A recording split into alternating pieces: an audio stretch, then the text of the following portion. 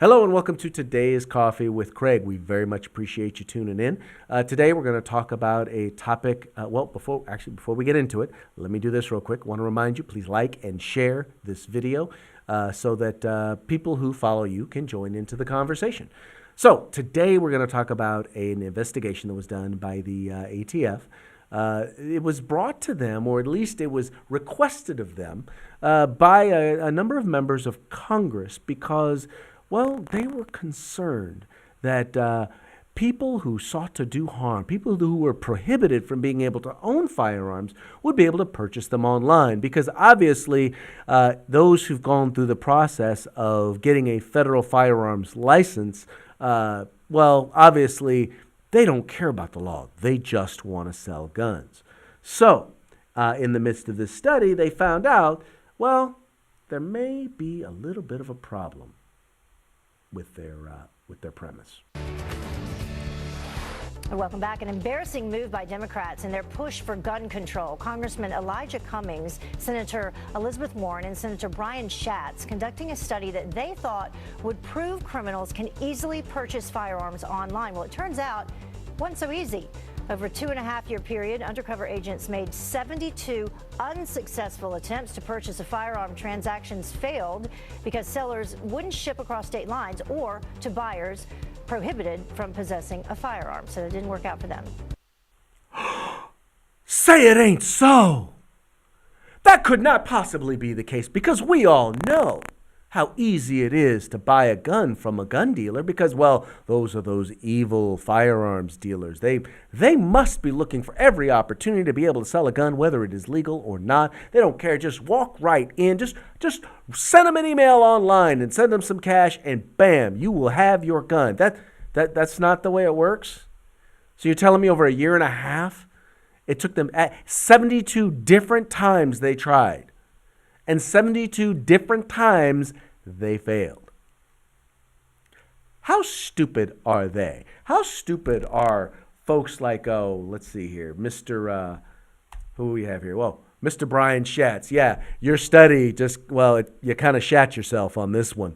But this is Senator Brian Schatz, who was one of the people who sought to do it.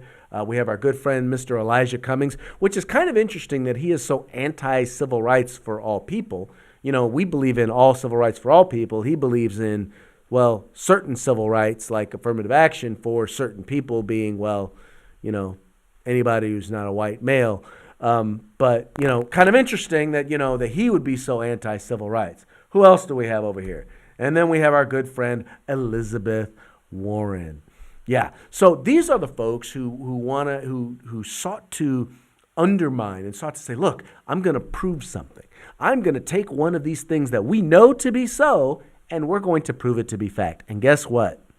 Once again, when it comes to the Second Amendment, when it comes to the right to keep and bear arms, when it comes to anything, well, quite frankly, center-right, that you tried to come against, you've been proven that you know absolutely nothing about which you speak.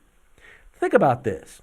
Think about the fact that people who actively choose to exercise their right to keep and bear arms, they spend a lot of resources to be able to do so. In states, you know, first of all, gun owners in general tend to be more law-abiding than the average person. And then when you start getting into the idea of having to apply for a permit of any kind, whether it's a concealed carry permit or even in some states where you have to get a permit just to be able to own a gun, even then, once again, they prove to be more law-abiding. So imagine now you have chosen to stake your livelihood on the ability to buy and sell firearms commercially. Don't you think that those individuals would even more focused, even would be seriously more focused on making sure that they were in compliance with the law when they know that they're going to get to have to deal with audits and inspections, whether it's from the federal government, the state government, or even in some cases the local government? You don't think that they're going to go out of their way to make sure that their records are in line, that what they're doing is above board so that they can continue to feed their families? No. See, the problem is you think all gun owners are criminals. Well, not you, them. They think all gun owners, well, we're bad, evil people because we want to defend ourselves from people who want to rob, assault, and kill us. So we are bad people. So therefore, clearly, we must be breaking the law, and thus it is very easy to break the law.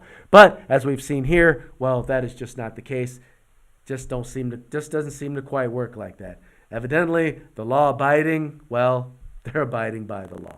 Anyway, folks, that's going to be it for today's Coffee with Craig. Thank you so much for tuning in. We very much appreciate you supporting the Firearms Policy Coalition, the home in the fight for civil rights. Got to use them, or you're going to lose them.